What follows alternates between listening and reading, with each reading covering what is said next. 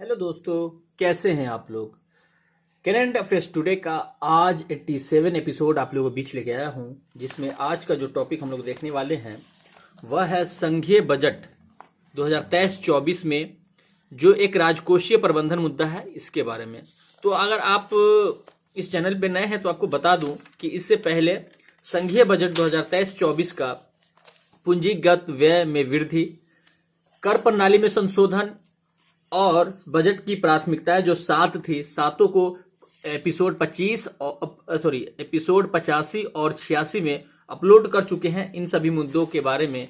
ठीक है, तो आज के जो इस वीडियो है, इस एपिसोड में राजकोषीय प्रबंधन के बारे में देखने वाले हैं कि राज्यों को 50 वर्षों के लिए ब्याज मुक्त ऋण और कई सारे मुद्दे हैं। बजट अनुमान 2023-24 और व्यक्तिगत जो आयकर है इसके बारे में, और अप्रत्यक्ष कर प्रस्ताव क्या है ना, इसमें जो सरकारी संघीय बजट 2023-24 है क्या प्रावधान लाया गया है, और कर रियायतों को बेहतर ढंग से लक्षित करना सहयोग क्या है, और CGST अधिनियम में संशोधन जो किया गया है, इन सभी मुद्दों को आज की इस वीडियो में देखेंगे दोस्तों। तो अगर आप यूपीएससी या विभिन्न स्टेट पीसीएस की तैयारी करते हैं तो आपको बता दूं कि यह दृष्टि के द्वारा जो मैगजीन दिया जाता है प्रति मंथ, इसका हर एक टॉपिक को वीडियो लेकर आप तक पहुंचाते हैं, जिनसे आप लोग जो वंचित रह जाते हैं करंट अफेयर्स जो दृष्टि के द्वारा जो मैगजीन दिया जाता है उनसे, तो हम यूट्यूब पे अपलोड करके आपको एक रेगुलर पाठक के रूप में बनाना चाहते हैं दोस्तों, क्योंकि यह हिंदी माध्यम के बहुत ही अच्छा मैगजीन है और हिंदी माध्यम के जो टॉपर हुए हैं उनका भी कहना है कि यह बहुत ही यूजफुल रहा है उनके पढ़ाई के साथ साथ। तो आप लोग भी अगर अपने जीएस के साथ तैयारी के साथ साथ उनसे रिलेटेड जो करंट अफेयर्स से जो घटनाएं घटती है उनसे जुड़े रहने के लिए आप विभिन्न क्या है जो स्रोत है, ठीक है, जैसे यूट्यूब पे कई सारे चैनल हैं, न्यूज़पेपर है, कई सारे वेबसाइट है, तो वहां से आप जुड़े रहते हैं। उसी में से एक स्रोत है, हम भी यूट्यूब के चैनल के माध्यम से दृष्टि के द्वारा जो मैगजीन दिया जाता है आप तक लेके पहुंचाते हैं। दोस्तों, अगर आप चैनल पे नए हैं तो चैनल को सब्सक्राइब कर ले। अगर इसका पीडीएफ लेना चाहते हैं तो इसी यूट्यूब चैनल के आप अबाउट में जाएंगे तो वहां दिया गया है टेलीग्राम का लिंक, वहां से जाकर के आप ज्वाइन कर सकते हैं और इसका पीडीएफ ले सकते हैं। तो देखते हैं कि राज्यों को 50 वर्षों के लिए ब्याज मुक्त ऋण, ठीक है, तो राज्यों को जो दिया गया है 50 वर्षों के लिए, तो राज्यों को 50 वर्षीय ऋण की पूरी राशि को वर्ष 2023-24 की अवधि के दौरान ही पूंजीगत व्यय पर खर्च करना होगा। ठीक है, इस परिव्यय के हिस्से निम्नलिखित परियोजनाओं के लिए आवंटित किए जाएंगे।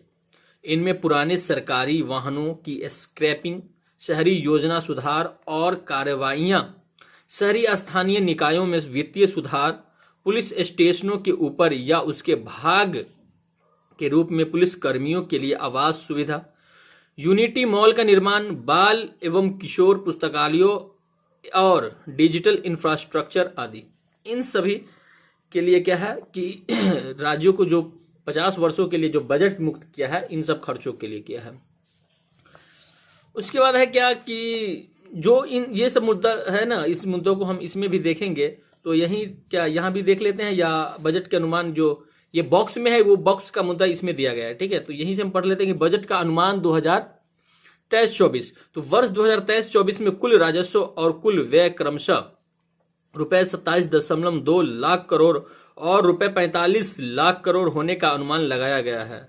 ठीक है, यानी राजस्व, यानी जो 2023-24 के जो बजट है उसके जो कुल राजस्व है, ठीक है, यानी सरकार जो राजस्व उछलने वाले हैं यानी टैक्स के रूप में, ठीक है, तो क्या है कि टोटल जो है वह 27.2 लाख करोड़ उसूलेंगे, लेकिन सरकार जो है व्यय कितना करेंगे, 45 लाख करोड़ होने का अनुमान है। ठीक है, इस दौरान निवल कर प्राप्तियों के रुपए 23.3 लाख करोड़ रहने और राजकोषीय घाटा जीडीपी के 5.9% रहने का अनुमान है। ठीक है, उसके बाद है कि अगला पॉइंट है कि केंद्रीय वित्त मंत्री द्वारा वर्ष 2025-26 तक राजकोषीय घाटे को जीडीपी के 4.5 के नीचे लाने का लक्ष्य रखा गया है। ठीक है, उसके बाद है कि वर्ष 2023-24 में राजकोषीय घाटे का वित्त पोषण करने के लिए दिनांकित प्रतिभूतियों से निवल बाजार उधारियों उधारियां रुपए 11.8 लाख करोड़ होने का अनुमान लगाया गया है। शेष वित्त पोषण लघु बचतों और अन्य स्रोतों से आने की अपेक्षा है। केंद्रीय वित्त मंत्री द्वारा सकल बाजार उधारियां रुपए 15.4 लाख करोड़ होने का अनुमान लगाया गया है। अब देखते हैं कि व्यक्तिगत आयकर, ठीक है, तो बजट का अनुमान आप लोगों ने देख लिया। तो बजट के अनुमान में क्या है कि हमारे देश के जो 2023-24 के जो बजट है, जिसमें कुल राजस्व वसूले जाने की जो अनुमानित है वह रुपए 27.2 लाख करोड़ है, ठीक है, लेकिन सरकार जो खर्च करेगी टोटल वो 45 लाख करोड़ है। तो इस तरह से हमारा जो राजकोषीय घाटा वो नेगेटिव में रहता है, यानी घाटा में रहता है, ठीक है, जिसका जो क्या है 5.9 है, लेकिन सरकार सोचती है कि और इसको कम करें जिससे हमारे देश के फायदा हो सके। तो इसके लिए अधिक से अधिक राजस्व को वसूलना जाना चाहिए, या तो आप क्या है ये यानी इंफ्रास्ट्रक्चर पे आप कम खर्च करो। तो कम खर्च करना उचित नहीं है, ठीक है, लेकिन राजस्व को बढ़ाना उचित हो सकता है, ठीक है। उसके बाद अगला है कि देखते हैं कि वर्ष 2023-24 के राजकोषीय घाटे के बारे में देख लिए दोस्तों। इसके बाद देखते हैं कि व्यक्तिगत आयकर, ठीक है, तो व्यक्तिगत आयकर के संबंध में 5 प्रमुख घोषणाएं की गई है। नई कर व्यवस्था में छूट सीमा बढ़ाकर 7 लाख कर दी है। आपको पता होगा कि पहले जो था कि कितने थे 5 लाख करोड़ पे, मतलब 5 लाख पे, सॉरी करोड़ कहा गया, 5 लाख पे वो कर था, ठीक है, लेकिन अब क्या है कि 7 लाख करोड़ पे अब कोई कर नहीं लगेगा, यानी कोई टैक्स नहीं लगेगा। नई व्यक्तिगत आयकर व्यवस्था में कर ढांचे को परिवर्तित कर दिया गया है, जिसके तहत स्लैबों की संख्या को घटाकर अब 5 स्लैबों कर दिया गया है और कर छूट सीमा बढ़ाकर 3 लाख कर दी गई है। उसके बाद है कि नई कर व्यवस्था, ठीक है, तो नई कर व्यवस्था में मानक कटौती का लाभ वेतन भोगी वर्ग और पेंशन भोगियों को दिया गया है, जिनमें पारिवारिक पेंशन भोगी भी शामिल हैं। प्रस्ताव के अनुसार वेतन भोगी व्यक्ति को रुपए 50,000 की मानक कटौती दी जाएगी और पेंशन भोगी को रुपए 15,000 की मानक कटौती दी जाएगी। अतः रुपए 15.5 लाख या उससे अधिक की आय वाले प्रत्येक वेतन भोगी व्यक्ति को उपयुक्त प्रस्तावों से रुपए 52,500 का लाभ मिलेगा। अगला पॉइंट है कि नई कर व्यवस्था में 2 करोड़ रुपए से अधिक की आय वाले व्यक्तियों के लिए व्यक्तिगत आयकर में उच्चतम अधिभार दर को 37% से घटाकर 25% कर दिया गया है। और क्या है कि जिसके पास 2 करोड़ सालाना है, ठीक है, उसको क्या है जो पहले दिया जाता था 37%, अब क्या है कि 25% कर दिया गया है, उसको 25% ही टैक्स लगेगा। इसलिए कह रहा है कि यह बजट अमीरों के लिए है, ठीक है, इसी वजह से जो विपक्षी है ये कह रहे हैं। उसके बाद इसके परिणाम स्वरूप व्यक्तिगत आयकर की उच्चतम दर घटकर 39% रह जाएगी, जो कि पहले 42.74% थी। अगला पॉइंट है कि गैर सरकारी वेतन भोगी कर्मचारियों के सेवा निवृत्त होने पर अवकाश नकदीकरण पर कर छूट सीमा रुपए 3 लाख से बढ़ाकर रुपए 25 लाख कर दी गई है। अगला है कि नई आयकर व्यवस्था ही अब डिफॉल्टर कर व्यवस्था हो गई है। हालांकि देश के नागरिकों के पास पुरानी कर व्यवस्था का लाभ लेने का विकल्प भी उपलब्ध रहेगा। तो इस तरह से हम इसके बारे में देख चुके हैं, व्यक्तिगत आयकर में प्राप्त राहत, ठीक है। उसके बाद आप देखते हैं क्या कि अप्रत्यक्ष कर प्रस्ताव क्या है। तो बजट में घोषित किए गए अप्रत्यक्ष कर प्रस्तावों में अपेक्षाकृत कम कर दरों के जरिए कर ढांचे के सरलीकरण पर विशेष जोर दिया गया है। उसके बाद है कि ताकि अनुपालन बोझ को कम करने और कर प्रशासन को बेहतर करने में मदद मिल सके। उसके बाद है कि वस्त्र और कृषि को छोड़ अन्य वस्तुओं पर मूल्य सीमा शुल्क की दरों की कुल संख्या 21 से घटाकर अब 13 कर दी गई है।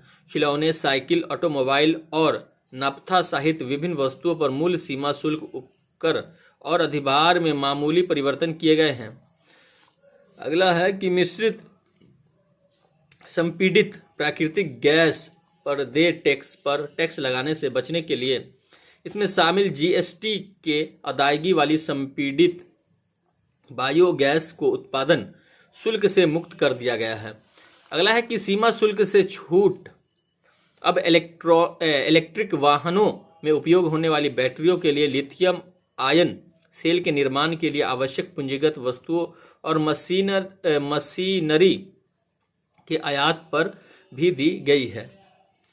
अगला है कि मोबाइल फोन के निर्माण में घरेलू मूल्यवर्धन को और भी अधिक बढ़ाने के लिए कुछ विशेष कलपुर्जों एवं कच्चे माल जैसे कि कैमरा लेंस के आयात पर सीमा शुल्क राहत देने की घोषणा की है। उसके बाद अगला है कि बैटरियों के लिए लिथियम आयन सेल पर रियायती शुल्क अभी 1 और साल तक जारी रहेगा। अगला है कि टीवी पैनलों के ओपन सेल के कलपुर्जों पर मूल सीमा शुल्क को घटाकर 2.5 कर दिया गया है और बजट में मूल सीमा शुल्क में परिवर्तन करने का भी प्रस्ताव किया गया है ताकि शुल्क ढांचे में इन्वर्जन को दुरुस्त किया जा सके और इसके साथ ही इलेक्ट्रिकल किचन चिमनी के विनिर्माण को प्रोत्साहित किया जा सके। अगला है कि डीनेचर्ड इथाइल अल्कोहल को मूल सीमा शुल्क से छूट दी गई है। एसिड ग्रेड फ्लोरस्पार और क्रूड ग्लिसरीन पर भी मूल सीमा शुल्क को घटा दिया गया है।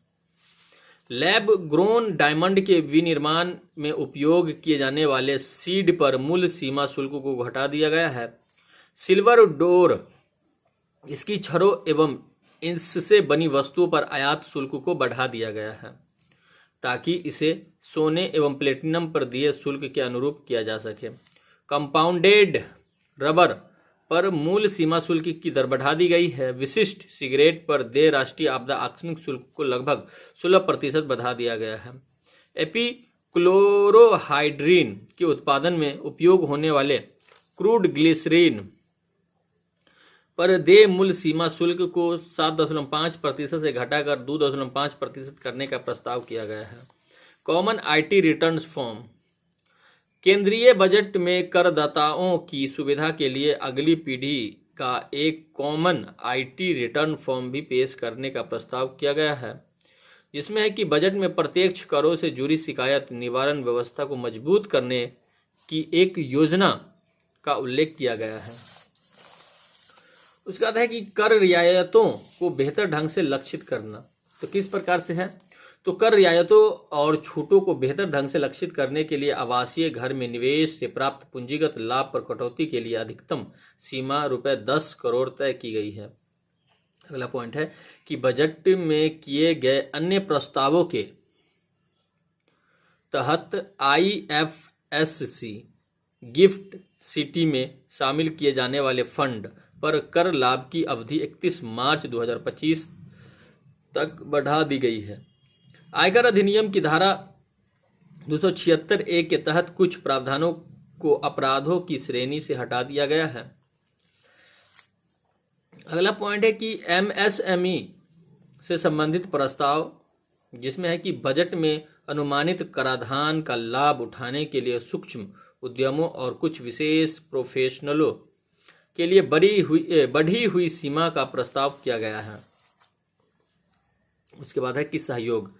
तो बजट में सहकारी क्षेत्र के लिए अनेक प्रस्ताव किए गए हैं। अगले साल 31 मार्च तक अपनी विनिर्माण गतिविधियां शुरू करने वाली नई सहकारी समितियों को 15% की अपेक्षाकृत कम कर दर का लाभ मिलेगा। उसके बाद अगला है कि बजट में चीनी सहकारी समितियों को एक अवसर प्रदान किया गया है जिसके तहत आकलन वर्ष 2016-17 से पहले की अवधि के लिए गन्ना किसानों को किए गए भुगतान का दावा व्यय के रूप में किया जा सकता है। स्टार्टअप्स बजट में स्टार्टअप्स को आयकर लाभ देने के लिए इनके गठन की अवधि को 31 मार्च 2023 से बढ़ाकर 31 मार्च 2024 करने का प्रस्ताव किया गया है। अगला पॉइंट है कि बजट में स्टार्टअप्स की शेयरधारिता में परिवर्तन होने पर नुकसान को आगे ले जाने का लाभ दिया गया है जो कि पहले गठन के 7 साल तक सीमित था और अब इसे बढ़ाकर गठन के 10 साल तक कर दिया गया है। अगला है कि CGST अधिनियम में संशोधन। तो बजट में CGST अधिनियम में संशोधन करने का प्रस्ताव किया गया है जिससे GST के तहत अभियोजन शुरू करने के लिए कर राशि की न्यूनतम आरंभिक सीमा को रुपए 1 करोड़ से बढ़ाकर 2 करोड़ किया जा सके। अगला है कि इसमें वस्तुओं या सेवाओं अथवा दोनों ही आपूर्ति के बिना ही इनवॉइस जारी करने का अपराध शामिल नहीं है। कंपाउंडिंग राशि को टैक्स रकम के 50 से 150% की मौजूदा रेंज से घटाकर 25 से 100% कर दिया गया है। अगला है कि इससे अधिनियम के कुछ प्रावधानों को अपराधों की श्रेणी से हटा दिया जाएगा जिनमें किसी अधिकारी के कर्तव्य निर्वहन में बाधा डालना एवं उसे रोकना, साक्ष्य में जानबूझकर फेरबदल करना या संबंधित सूचना देने में विफल रहना भी शामिल है। अगला है कि कर में किए गए परिवर्तनों का प्रभाव। तो इन प्रस्तावों के परिणाम स्वरूप सरकार को राजस्व के रूप में लगभग रुपए 38,000 करोड़ छोड़ना होगा, जबकि लगभग रुपए 3,000 करोड़ का राजस्व अतिरिक्त रूप में जुटाया जाएगा। अर्थात इस परिवर्तनों के परिणाम स्वरूप सरकार के राजस्व में कुल रुपए 35,000 करोड़ की कमी आएगी। तो दोस्तों, इस तरह से ये टॉपिक कंप्लीट हुआ। कैसा लगा हमें कमेंट करके जरूर बताएं। अगर आप चैनल पे नए हैं तो चैनल को जरूर सब्सक्राइब कर ले, और जिससे मेरे आने वाली आप तक जो मेरी वीडियो आप तक पहले पहुंचे। दोस्तों, तो आज के लिए इतना ही। मिलते हैं नेक्स्ट एपिसोड में। जय हिंद।